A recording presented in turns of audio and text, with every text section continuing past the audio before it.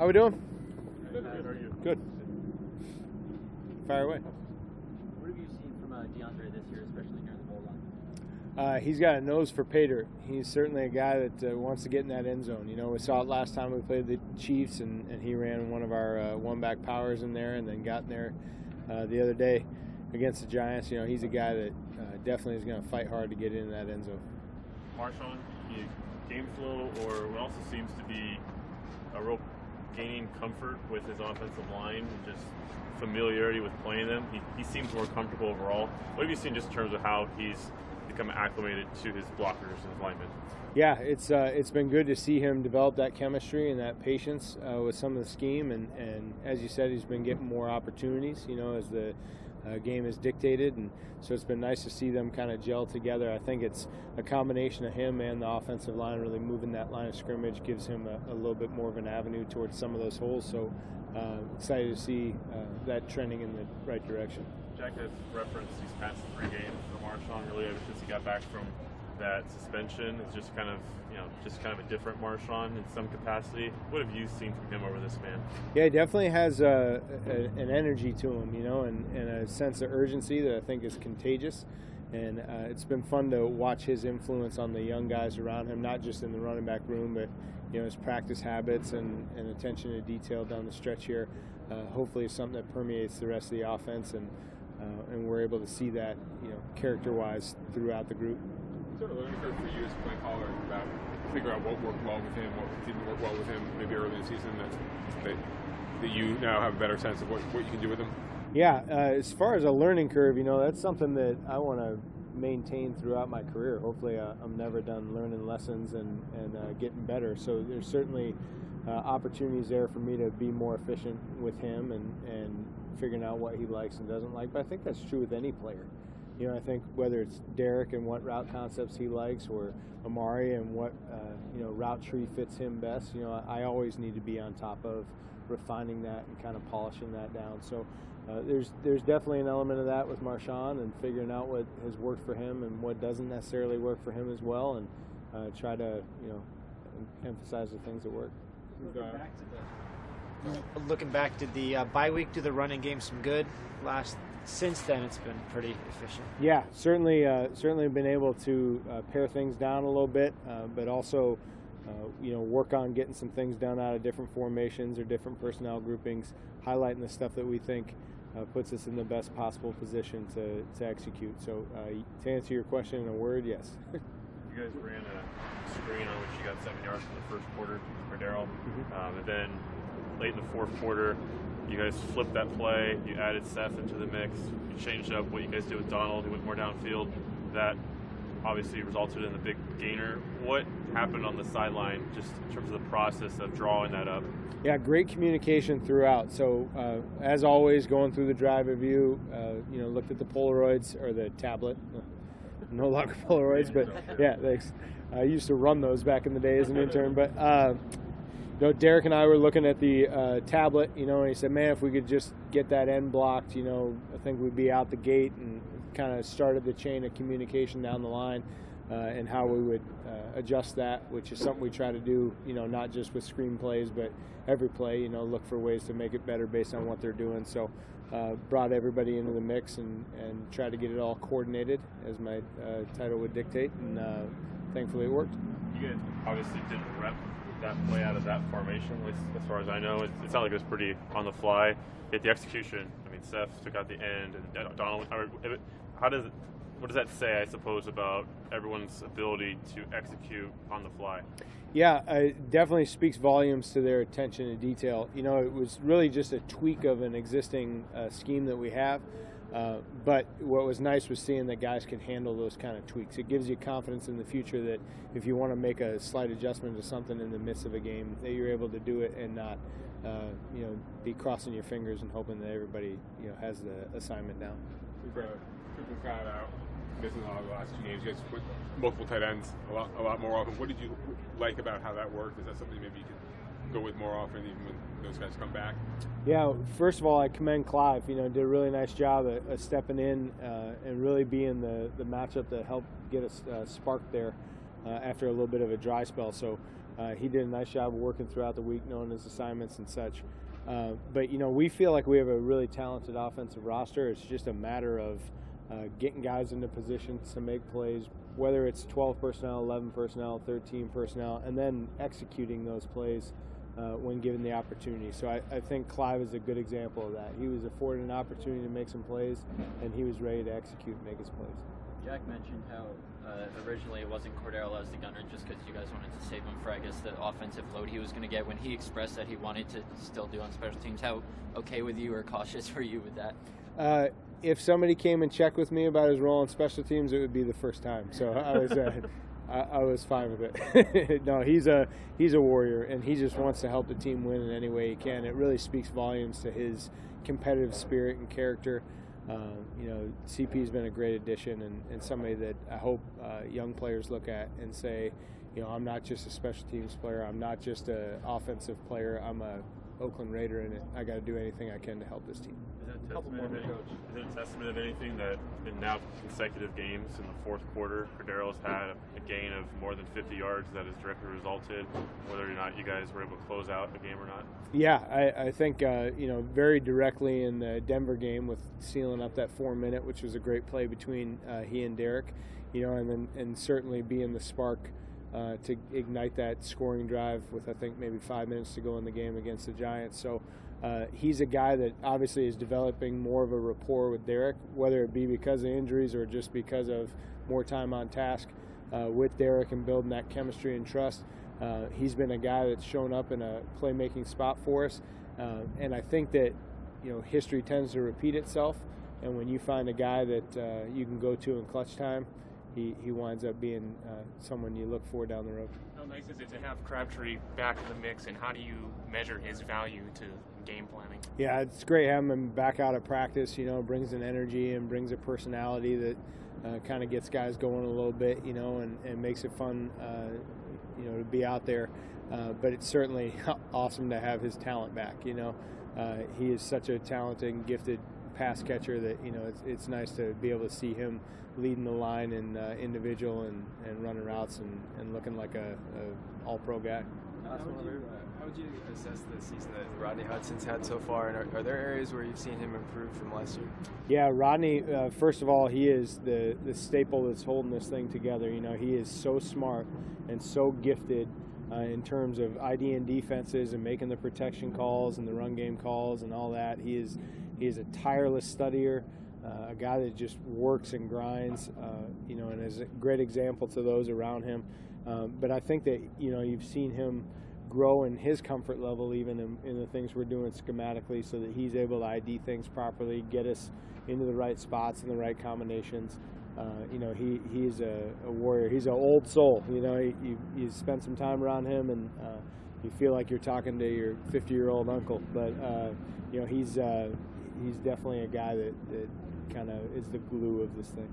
All right. Thank you, guys. Thanks, guys. Todd.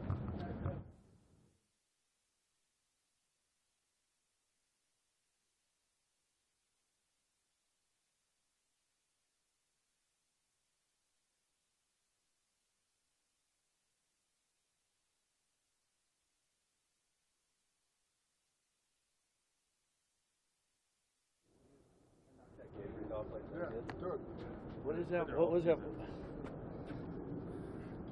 I don't want to get in trouble. How we doing? Good. How are you doing? Good. You have a game to scoreboard tonight? No scoreboard. And can I just say one thing? Being a parent, that was tough duty. I'd rather be on an NFL sideline than run a JV scoreboard any day of the week. What have you used parents yelling at you? I'm not getting into it, but it'll probably be the last time I ever work the scoreboard. That's all I'm going to say on that. Coach, in terms of Navarro's playmaker, when you saw him in that first Kansas City game, what did you see in that game, and what have you seen since? Number one, a great professional. How he takes pride every day in his preparation, how he needs to, just how he learns the offense and his study and understanding and just the growth that he's done since that first week to now of really learning new languages, how you say certain things, but it's been outstanding. He's such a pro to be around, and comes to work with the right mindset every day, you know, for the younger players to be able to see a veteran like that and how he works. Jack talked about how it provides a calming influence for some of the guys. Oh, no doubt. How no do you doubt. see that on the field? Oh, it's been outstanding, and think, you know, that calming influence, it starts even with me when you're communicating through the headset and being able to, you know, just get guys calmed down. And he has that.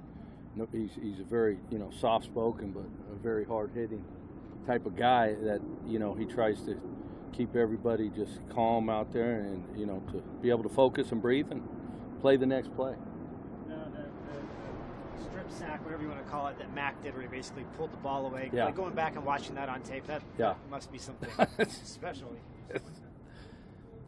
That was wow. I mean, when it happened, it was a wow fact. Yeah, it's one of those wow plays that he's a great player, and great players make great plays like that. And his effort alone throughout the whole game of how he rushes, how he attacks certain things, it was unbelievable. You guys have gotten the 3 turnovers over the last 2 weeks, but the timing of them has been pretty Right. good. One in the end zone, 2. Yeah, I inside think the 30. I think we've handled that. You know, anytime you get a sudden change, turnover like that, what we want to talk about, number one, you know, our focus on sudden changes, we get more airtime for the defense. They get to go out there and play again, and how they responded in that, especially how Khalil did that of taking the ball away to take points. You know, really save points off the board. Not only them not getting 3, but the defense really rising up. So that's always been an emphasis anywhere defensively. You gotta have a great mindset when you go out there with sudden change. And I think the best way to explain it to the players is they get more TV time, more air time, and they get to go out there and show what they're doing. How have you seen Obi respond from the New England game to the past 2 Well, I games? think with rookies, anytime there's a growth. And sometimes, you know, you keep building each and every day. You come to work, you lean on the veterans to learn certain things, because there's always highs and lows in this profession. And I think the one thing Obi's done, he's come to work every day, he keeps preparing, and he's ready for his next opportunity. And when his opportunity is going to be called upon, he's got to go out there and he's got to perform. And I think there's always that growth, and you're going to have different ways how rookies handle certain things. It's a different business, you know, at this level, coming from college, and I think they're growing in their understanding, and it's all a learning process. Is he still a safety in your mind? Is he a consistent Well, I slot? think he's an athlete back there. I still see him as a safety, but he has ability that he's shown to be able to play corner, and you'd like to have all types of guys. Whether you always have to be in emergency situations, and I think to have guys prepared for dual roles, from inside to outside linebacker, from nose tackle to defensive end, you got to be able to have those spots. So we've been you're always preparing for those situations. What were your impressions of Nicholas Morrow when you guys got him this year, and how has he played? Well, the one thing that's always stood out about Nick is he's fast. He can run. He's got great speed. I think, you know, Coach Sal's done a heck of a job of what he's done. Great job by Reggie being able to, you know, find a free agent like that, and just his production alone to be able to do what he's doing out there. I think it stands for a lot. The players around him, helping him grow, but it's also, you know, how Coach Sal and Coach Sam have done to grow those guys as a young player, and the amount of plays that he's played has been outstanding. So he's still a rookie. He still goes through those little mistakes, but he's doing a great job right now. Just understanding where the game starts to slow down and he starts seeing more things, okay? He hadn't seen everything yet. So when certain things happen, sometimes offensively, like Coach just said out there on the field, read your keys and react. So an offense is going to do something that we haven't seen, or they may have ran weeks ago. So that's why we have fundamentals and techniques. And I think as a young player, you grow through this process of doing those things. And I think you got to read your keys and react. And I think he's growing in that. You're asking him to cover a lot of tight ends and running backs. Yeah. Something you saw right away in the camp that he could do, or something he's kind of learned? Well, I think you noticed it. And like we said, his speed is, you know, something outstanding. And, you know, you got to play with great leverage. I think it's more of a leverage. It's always with younger players, it's learning the leverage of how you have to play. He had tight coverage on that, you know, in that man-to-man coverage that we have. 88 from the jump, made a heck of a catch, and you know, he'll learn certain things of, you know, basically how to finish on certain things like that. But a guy made a heck of a catch. So. Coach, how does the defense facing Jared Cook in practice prepare for the challenges of a guy like Travis Kelce? Well, I think you're always looking at training camp of those types of matchups of all our tight ends, you know, where you get big physical guys, you get guys that are mismatched to run, and I think that always goes to prepare for certain guys that you're going to face during the season. Are we seeing those guys right now? No, because we go different looks in certain ways, but I think the younger players that are running those look squads get that opportunity. But it really goes back to OTA's training camp of techniques and fundamentals of how you defend guys like that, and I think that helps. You know, we always get some opportunities to go against the offense, so guys are always using that opportunity to get prepared for this week. Speaking of how you defend guys, Tyreek Hill, his speed. Yeah. How? Pray. Pray a lot. He's fast. He's fast, and you got to have. He's a what we call he is a true game wrecker. He's got speed that gets over the top, and we got to go out there and we got to defend him. We got to, you know, eliminate those explosives. He's an explosive, dynamic player that can change a game, which we've already seen before, and we got to understand that and keep coaching those points of how these guys get downfield a certain way. So we got to do a good job of defending it. He's great at getting over the top of defenses. How do you think Bruce Irvin's had an uptick in sacks and pressures and things like that? I think the guys have just been, you know, working hard and come really, you know, taking ownership of what they need to get done. And Bruce's focus has been outstanding of what he needs to go and get done. And it's about effort and guys just getting off the football and going after the quarterback. And I think when you got a guy on the other side of Khalil Mack, you know, we want that edge pressure, and Bruce understands that. When you look at the film from Sunday of the Chiefs, they only ran, I think, 46 offensive plays, yeah, but they put up 31 points. Yeah. They totaled 474 yards. Yeah. What struck you? 320 by number 11, yeah, number 87, number right, 10. Yeah. Yeah. I'll add more numbers to your numbers. What struck you? Just explosive. They're efficient. The one thing about seeing this offense all the time, you have to be on top and understand the leverages of how they're attacking certain things. There's so much to their offense. They do a great job. When you say efficient offense, that's an efficient offense. You can run 46 plays and score 31 points the way they do, and you know, they attack. They're explosive. They got skilled positions all over the place, and the quarterback's playing at a high level that we got to go out there and defend that. You've gone up against Andy several times. Right.